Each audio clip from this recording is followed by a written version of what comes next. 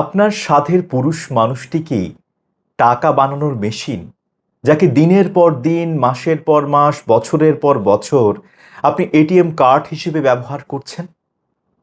যে মানুষটি পরিবারকে ভালো রাখার জন্য, পরিবারের মুখে হাসি ফোটানোর জন্য, যে মানুষটি দিনের পর দিন পরিশ্রম করে বেড়ায়, তাকে আপনি জিজ্ঞেস করেছেন তুমি কেমন আছো?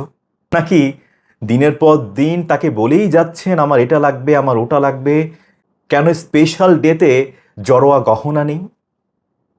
আপনি যদি এমন করে যান দিনের পর দিন, তাহলে সত্যিকার অর্থেই আপনি আপনার পছন্দের প্রিয় মানুষটিকে, স্বামী নামের মানুষটিকে আসলে ভালোবাসেন না। যদি ভালোবাসতেন, তাকে এভাবে মানসিক চাপে আপনি রাখতেন না। তাই একটা সময় সম্পর্ক নষ্ট হয়ে যায়, সংসার ভেঙে যায়, কারণ ওই সাধের পুরুষ মানুষটি আপনাকে আর ভালোবাসতে পারছে না।